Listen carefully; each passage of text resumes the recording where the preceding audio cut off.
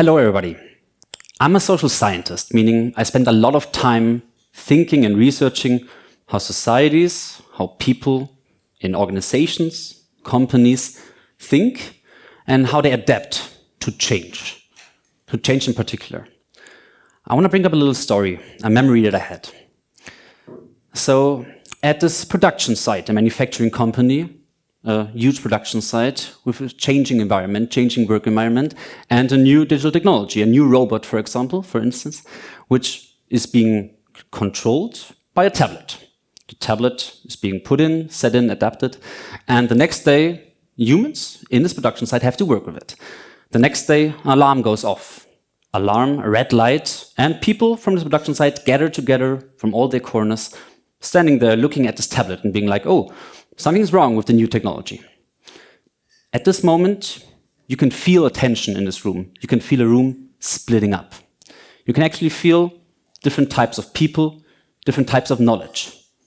For instance, some might call them the boomer generation, the baby boomers. Those elderly ones, many of them at this production site, who have never really worked with tablets before, maybe in this situation, who know the process, the whole solution process, the way the people want to work, but at the same time, they might be a little hesitant, some might think. And the other point of view, the perspective, goes to the younger ones, the young generation, standing there looking at the tablet and being like, oh, I know how this works, but at the same time, they're a little hesitant too, because, the older ones might want to do it. So at this moment, in this particular room, you could actually feel a split. You can actually feel people being divided, and we can actually feel as people not thinking in a we, but in a us and them. A situation like this is becoming more common these days. More common because of one particular thing, because of change. In general, we're talking these days about three different types of change. 3 different shifts entering the workplace, entering societies in general. We call them the 3 Ds. The first D is demography. The second D is diversity. And the last D is digitalization of the workplace. So let's start with the first D, demography. Meaning we live in aging societies right now, almost everywhere in the world. We have aging populations, people becoming older and older. In Germany, for instance, by 2060, every 3rd person will be 65 years or older. Second D, diversity.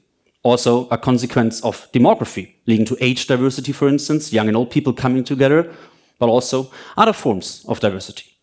Gender diversity, migrants entering the workplace, cultural diversity, personal interests, ideas, different ideas that might reshape an organization.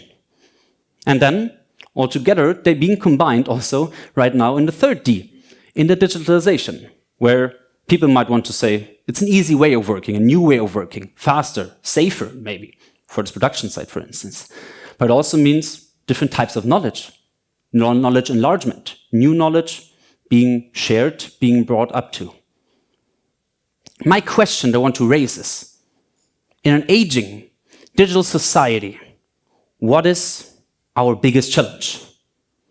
Well, after what I just presented, some of you might say one of the Ds, right? You just presented them. Diversity, demography, or the digitalization, AI, for instance, entering a workplace, new tools, that's a huge challenge. And actually, it makes sense. It's common sense that these challenges are indeed huge problems for some organizations. But I want to state something very particular. Change is not the issue. Our biggest challenge is not change. Not at all. It's something completely different. Change doesn't automatically break teams. Change doesn't lead to a shift from we to us and them. I think the biggest challenge lies in here. Us and them, meaning dividing a team, dividing a group, thinking in stereotypes, thinking in groups of your own, and in groups and out groups of other people, thinking in a way that hinders innovation at work. Which is pretty simple anyway. Humans in psychology are very famous for, in complex situations, complexity solving with simple answers, shortcuts. Humans are very famous for being predictable and being simplifying. This is something we can actually see in all these points. You can look at us and them in demography, for instance. We have demography, we have an aging population, we have elderly people who have to stay at some point or who want to stay at work, and more and more, while the younger people are getting less, but at some point they have to work together. And what we actually see right now is a lot of stereotypical things, stereotypes in general. So, for instance, the younger people saying from the elder ones, oh, those are pretty not that innovative anymore. They don't really know how to use a tablet, and I should do it, but I mean, they want to say everything and they want to argue that they know the best. On the other side, those elderly ones seeing those stereotypes, being confronted with them, and at the same time feeling that maybe those stereotypes, I want to disagree with them, I want to contradict them, right? On the other point of view, at some point, those stereotypes become more imminent, become more actual, and in psychology we call this phenomenon self-stereotyping, where at some point the stereotypes are being a threat, being there in this room, and at some point people actually think, maybe it's right, maybe I am not that good with tablets, maybe it is a thing that I should maybe let the other ones do it, I'm just not that good with it. Those self-stereotyping, the internalization of stereotypes, can actually lead to a self-fulfilling prophecy, showing that some people might just disengage from digital technologies or from knowledge sharing, which is so important, right? And at the same time, those stereotypes might be reinforced by other signals, by employees, having stereotypes showing them by managers who are not giving appreciation, for example. Goes on to the second part, diversity. I mean, it's very similar to that. If you look at young and old working together, those stereotypes are becoming imminent again. But also other forms of diversity, showing there that people might have different backgrounds, they should do this, but working together is not really an issue if you think in us and them, if you divide people. And it all comes together again in the digitalization part. If you think about that the strengths don't really connect all these various backgrounds that we have, which should be such a force, such a potential to actually change something at the workplace, at a production site. If you just think individually in diversity in a manner of individually us and them, knowledge that is needed for the future of the workplace, for change, is not being spread, it's not being enlarged. So what is our biggest challenge? Obviously, as I just mentioned, it is not change. We don't fail because we don't change. We fail because we don't learn to think in a way of collaboration. We need to think in a way that collaboration is needed to overcome such change. And collaboration in general cannot be forced, never.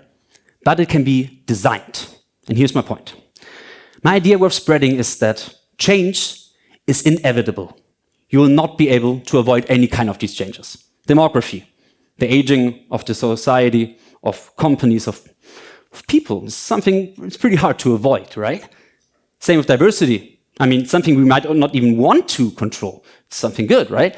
But at the same point, a digital tool being brought up there is also something that should not be avoided. It's inevitable. It's something we can't really control. At some point we can, but seeing right now the shift to AI and everything, is pretty hard to control this.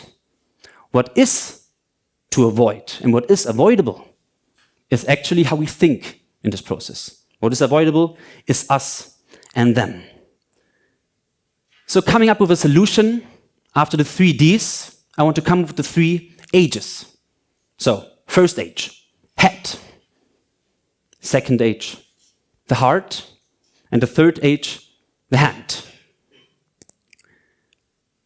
It's very important when you think of all the shifts coming into a workplace, into a society, to first use your head. The head meaning awareness. Awareness to actually want to change something, but also to feel that, yeah, we don't need one best person to realize that you need the strengths combined. So head makes us aware. Second, it's a heart. The head is important to understand the problem, to understand the solution. But without the heart, there goes nothing. The heart meaning to make us willing, to show the willingness, to show the self-efficacy also, to be able to confront others with different ideas, to bring out the best of everybody. And then the third point might be the most important, but also not at the same time, because it is the action. It is what we do next morning, Monday morning, what we try to change the next time we speak with a different group. We speak with different age groups. We speak with like the boomers or the Gen Zers, however we want to label them. And we actually try to go behind those simplifying labels. Without the hand, nothing's going to work. But without the head and the heart, no action will work, because it won't be lasting for the future. So yes, the 3 Ds that I called, they will keep reshaping the work. Change is guaranteed, 100%. But what is not guaranteed is us and them. And that's where we should go into. Because in an aging digital society, our biggest challenge is not change. It's learning to cooperate under complexity. Thank you very much.